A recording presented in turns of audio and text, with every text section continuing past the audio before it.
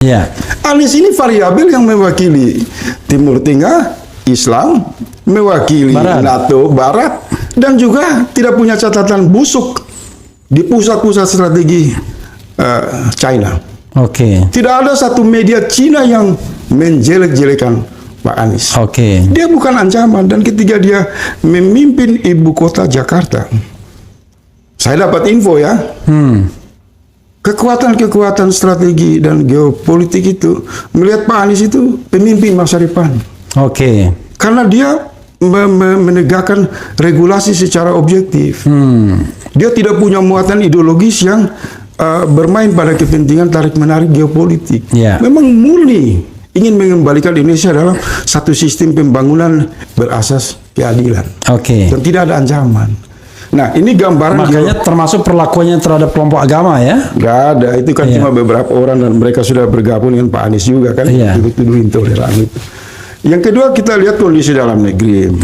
Masuknya PKB dengan nuansa Islam kebangsaan ini, saya tidak mau pakai istilah moderat kebangsaan, karena persenyawaan NU-nya ya. Maka otomatis ini juga memberi penguatan pesan yang kuat ke dunia internasional bahwa gabungan ciri khas Anies yang basis religius intelektual bermitra dengan Islam kebangsaan. Oke. Dan pesannya ini bukan ancaman. Bukan ancaman. Ya. Ada satu pelunturan politik visioner yang bagus. Ini sebenarnya mengunci Prabowo dan Ganjar. Iya kan? Oke. Itu kan sehingga menurut saya intervensi asing itu tidak akan bekerja terlalu jauh. Nah, kita lihat di arena keinginan untuk perubahan di rakyat ini kan tumbuh. Politik bukan mobilisasi, partisipasi. Yang namanya politik partisipasi. Kamu mau bawa oligarki, mau bawa kekuatan apa, kalah menghadapi kekuatan rakyat. Itu sudah dibuktikan lewat Pilkada DKI, lewat gerakan reformasi. Kesadaran itu terlalu kuat. Anda yakin bahwa misalnya Anies dan kekuatannya ini mampu mengalahkan oligarki dengan segala perangkatnya, uangnya, untuk bisa mencurangi pemilu? 100% saya yakin. Oke. Karena saya punya data konsolidasinya, cuma saya nggak mau buka. Oke. Yang menjadi variabel-variabel yang mengganggu dan mungkin menurut saya mendepresi situasi psikologi Pak Anies itu, ya itu kan hanya permainan yang menuju kepada pencalonan saja. Iya. Dinamika tarik menarik. Begitu sudah ditetapkan sebagai calon, maka cair semua. Ibarat kata langsung melesat gitu ya. Misal gangguan yang dibuat semacam baygon politik ini kan disemprot oleh Pak SBY ini, menurut saya ini kan usianya paling waktunya ya 1 minggu. Setelah dipukul balik oleh kelompok kritis, beliau juga akan merenung bahwa tindakan beliau terlalu jauh salah. Malam ini pun mereka merenung nih jangan-jangan. Setelah mendengar podcast kita ini. Kalau nggak merenung, saya demo mereka nanti. Ya kita yang punya cuma demo kan kalau mereka punya. Oke. Tapi ini soal yang belum tuntas. Soal aku yakin bagaimana kemenangan Pak Anies. Nah, kan ente tadi baru bicara mengenai internasional. Dalam negeri kan geopolitik, sudah juga. Dalam negeri sedikit. Tapi teknikal ya Anda harus juga itu. Saya mau bicara dari sisi transidental. Memahami politik. Luar biasa. Dari faktor-faktor tauhid. Karena tauhid ini juga kan banyak kan ahli di sana, Averus, Ibnu Sina dan lain-lain. Mullah Sa'adat Al-Bi Ali Syariati. Sebenarnya pandangan tauhid saya secara pribadi Muslim, karena selalu melihat ontologis ini dalam pandangan Islam ya. Saya melihat begini, kalau pada satu wilayah satu bangsa mengalami penindasan dan di sana ada satu kekuasaan yang zalim, maka ada 2 kemungkinan muncul di sana. Pertama, sudah otomatis Allah mengirim pemimpin. Dan kemudian bangsa itu juga merindukan lahirnya pemimpin. Menariknya, kebetulan kita mayoritas umat Islam, sejak turun-temurun kita dilatih untuk bicara pemimpin itu bicara kriteria. Dia pertama harus jujur, santun, baik. Nah, rekam jejak Pak Anies itu melengkapi kerinduan masyarakat dan pemahaman kriteria. Ini saya lihat dari aspek spiritual, tauhid. karena belajar dari peristiwa di Quran, peristiwa-peristiwa sejarah di masa lalu. Kita sebagai Muslim nggak bisa faktor transendental ini nggak bisa kita abaikan, spiritual ini kan.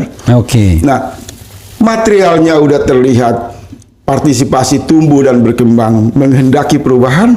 Dari gerakan keimanan, spiritual juga tumbuh, kerinduan untuk mengakhiri praktek kekuasaan yang zalim. Maka sudah otomatis, kalau sampai Pak Anies ini diberikan Allah, ditetapkan oleh KPU sebagai calon presiden dengan catatan siapapun wakilnya, saya pastikan terjadi ledakan perubahan besar. Terjadi gelombang. Di mana ente itu lagi bermimpi atau memang enggak, saya pelaku, kalkulatif ini? Saya pelaku dalam 2 peristiwa besar. Saya tidak bermain di pinggiran, saya main di jantung-jantung. 2 peristiwa besar itu apa? 98 dan Pilkada 2017 DKI. Saya merancang satu platform itu, mudah-mudahan nanti satu waktu Habib Rizik harus umumkan itu. Karena itu karya politik yang tidak lepas. Dari pengalaman. Maka oleh sebab itu saya lihat pilkada DKI itu, Pak Anies itu nggak punya apa-apa. Tetapi ketika dibangkitkan masyarakat bahwa pentingnya memperjuangkan nilai-nilai keadilan, maka gerakan partisipasi itu tumbuh. Menghadapi kekuatan yang punya modal besar, punya jaringan luas. Dan pada saat itu petadunya belum ada BRICS. Tarik-menarik Barat Timur itu kan sangat ini sekali kan, terlihat. Apalagi sekarang, kalau menurut saya sekarang dia belum masuk kampanye lagi, rakyat sudah di mana-mana mendukung Pak Anies kok. Saya melihat ini secara objektif. Kalau jalur elektoral ini dijaga oleh kalangan elit partai dengan kemampuan mereka melakukan komunikasi, formasi politik yang elegan, yang dewasa, yang konstruktif, yang visioner, dengan basis perlindungan itu selalu mempertimbangkan aspirasi orang banyak, rakyat banyak, maka gelombang ini yang dibilang Pak Gatot itu, kita punya tujuan untuk perubahan. Dan saya menduga juga bisa saja bukan Caimin sebagai calon wakil presiden. Bisa kemudian PKB mengambil pendekatan hikmah politik yang lebih hikmat, ya, lebih bijaksana, membuat satu konvensi sebagaimana pernah dibuat Golkar, kemudian menggulirkan sejumlah tokoh-tokoh yang bisa diperjuangkan oleh PKB dan PKS, Nasdem dan Demokrat.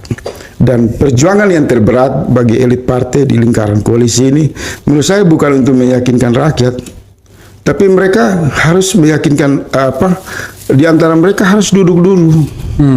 Karena ketika mereka berbicara tentang misal Pak SBY, kita harus mencontoh Rasulullah, maka saya juga mau mengingatkan Pak SBY. Ada satu aset besar yang diwariskan kepada umat sebagai cara untuk menyelesaikan masalah.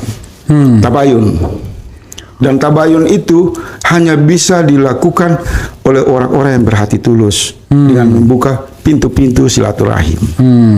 Jangan sampai hanya karena kepentingan personal, kepentingan pribadi, kemudian Pak SBY yang kita cintai ini terjebak dan meninggalkan warisan politik yang tidak bagus. Dia harus berdiri sebagai guru bangsa. Buang itu kepentingan Partai Demokrat, buang itu kepentingan AHY, utamakan kepentingan rakyat. Maka dia akan dikenang oleh sejarah.